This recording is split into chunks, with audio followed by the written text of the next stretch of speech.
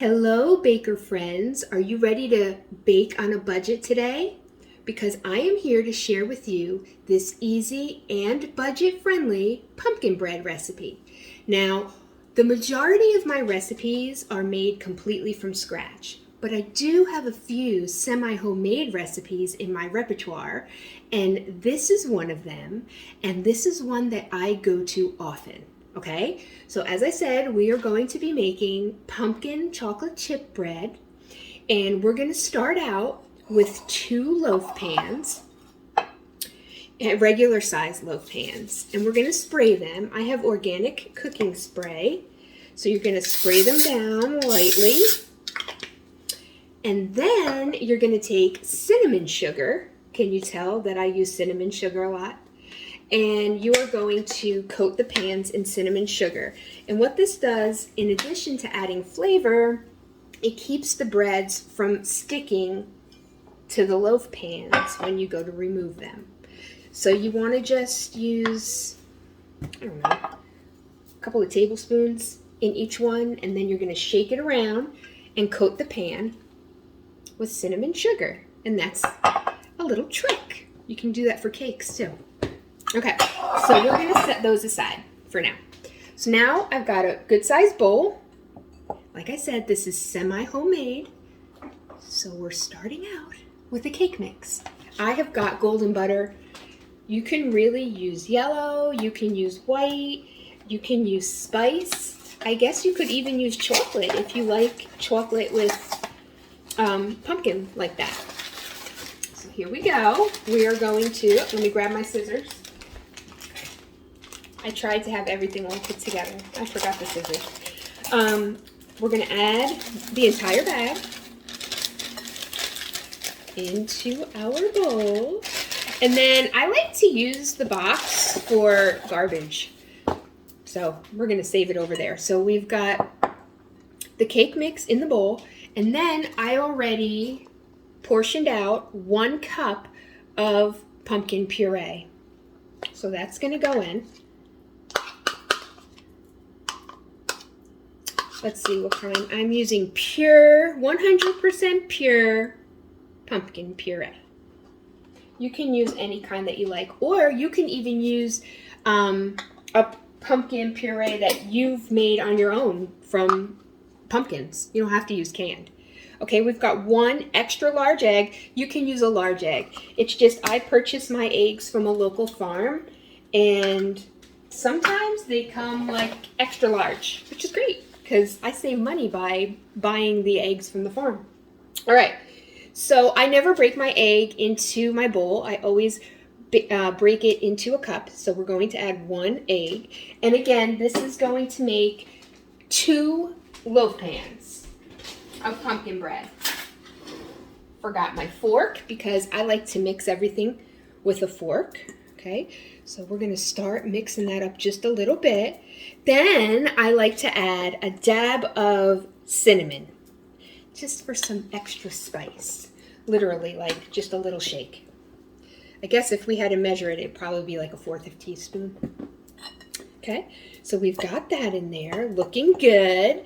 And then, this is my secret weapon, coffee creamer. French vanilla. Now, you can use pumpkin spice if you want. You can use regular, but I like to use French vanilla. So, to be honest with you, I make this recipe so often, I never measure. I never measure any of this. I know that's terrible, but that's how often I make this recipe. So for you guys today, I brought out a measuring cup. So we're going to start with, this is a 1/2 cup. Okay. We're going to add a 1/2 cup of the coffee creamer into the bowl, and we're going to start to stir. We're definitely going to need more. I can tell you that by looking at it. But like I said, I usually am just tap it in until it's right. All right, so let's go for another 1/2 cup, which would give us 1 cup. Just for those of you who don't like to do math. Okay.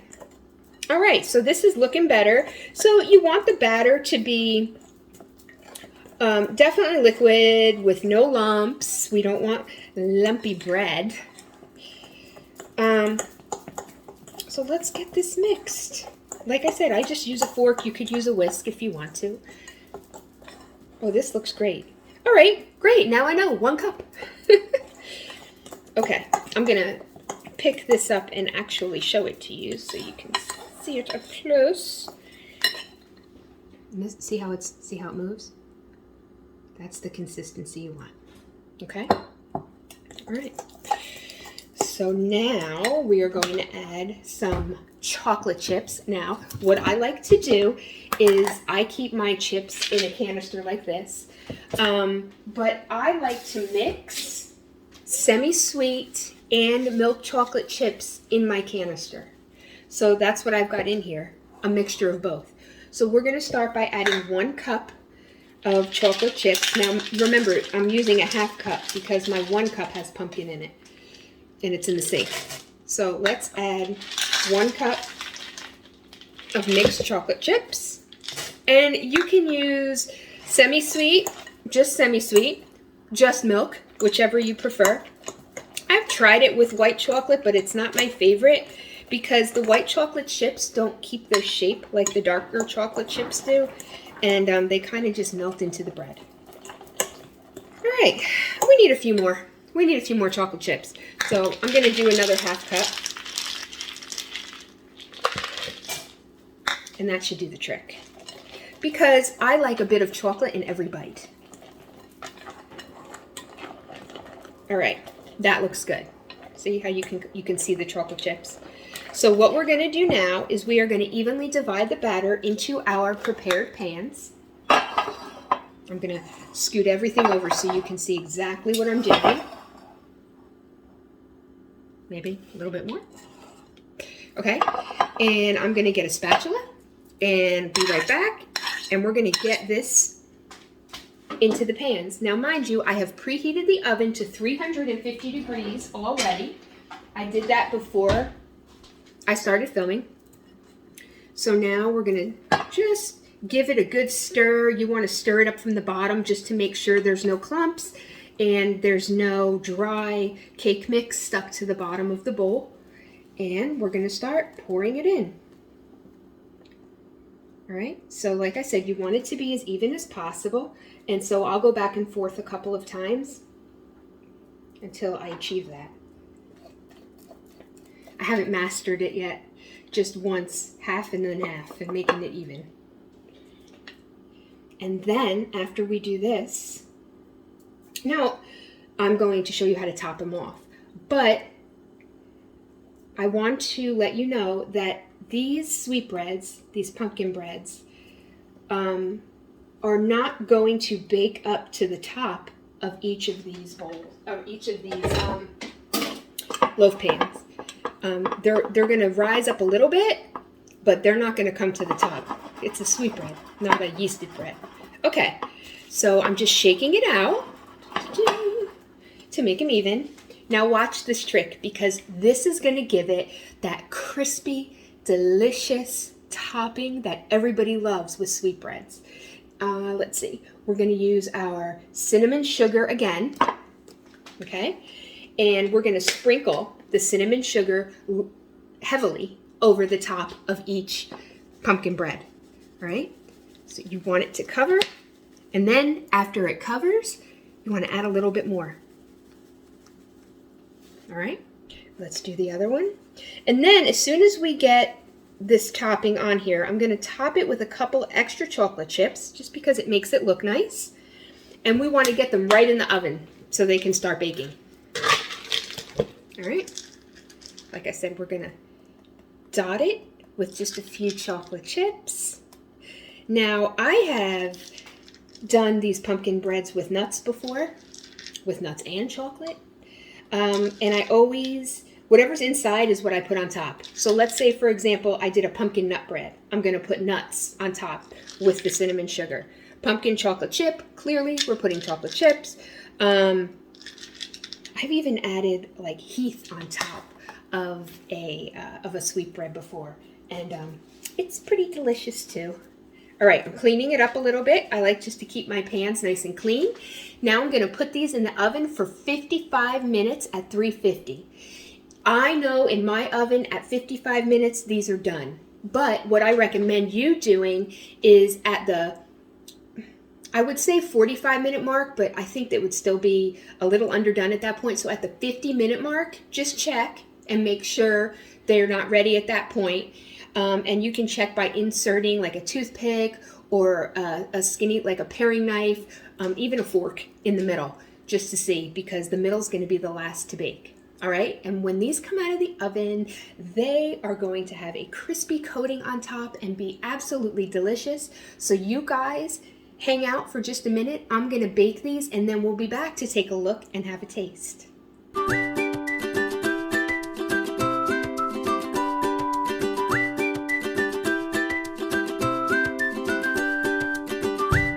Well, here we are with the finished product. I have already removed one from the pan and I'm going to show you how to do that, but I wanted to show you how it comes out. So lovely. See our crunchy topping? And listen, see if you can hear this.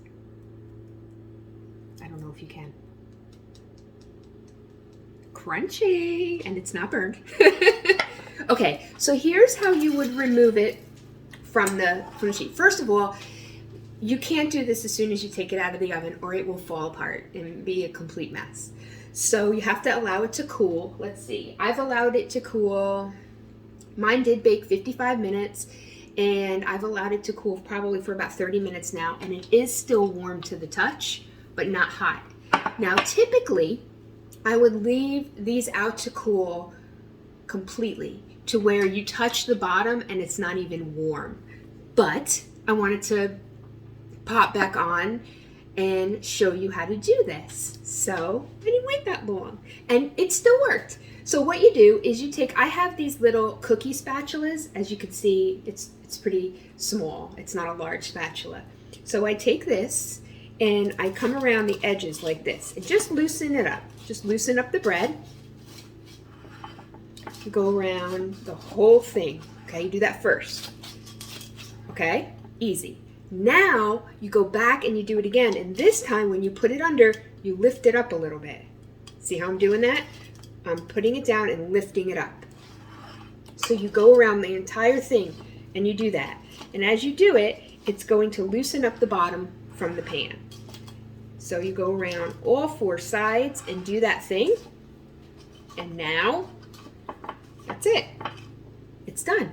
So now you would take your plate, just like I did, flip it over onto the plate, and then I took the spatula, put it underneath, and flipped it over again. Super easy, easy peasy. So I figured we would cut into it so you can take a look. So I've got a really large serrated knife, bread knife. Serrated knives definitely work best. You don't need one this big, but this is what I have. So this is what we're going to use. So what you do is, my hands are clean, I just washed them. So we're going to cut these in about approximately 1-inch slices, okay? So you just start with your bread knife and you gently back and forth all the way down. And like I said, as it cools, this gets much easier. I'm going to cut this piece in half so that I can show you, because I know if I pick up the whole thing, it's gonna flop, okay? Because it's still warm. All right, so here we go. Ready? There's your pumpkin chocolate chip bread. Delicious. I'm even gonna give it a taste. I was gonna have my husband come and taste it, because whether he likes to admit it or not, he requested I make this. All right, so as you can see, the chocolate chips go all the way through. They're not just at the bottom. And the key to that is, as soon as you divide the batter between both pans, don't let it sit there. Go ahead and put it into the oven right away. And that helps prevent any chocolate chips from falling, to the bottom. Oh, yeah. That's good. That's really good. You can taste the pumpkin, the cinnamon, and the chocolate chip. It's very tasty. So I figure, since we are in September and it is officially fall, I would make a pumpkin bread. So I hope you've enjoyed it. I am going to post the recipe below, and I'm also going to share with you how much it costs to make it, because I went ahead and figured it out. So for the 2 loaves, it's approximately $5.30 to make 2 loaves of this. And believe it or not, the chocolate chips were the were the most expensive thing. So oh, I'm sorry. So if you can find your chocolate chips on sale, oh my, or at a discount store like Lidl or Aldi or somewhere like that near you where you can get them less expensive, I highly recommend that. Just keep an eye out for sales because that could drastically decrease the price of the cost of making this recipe. But it's definitely a budget-friendly recipe because $5.30 for 2 loaves breaks it down to less than $3 a loaf.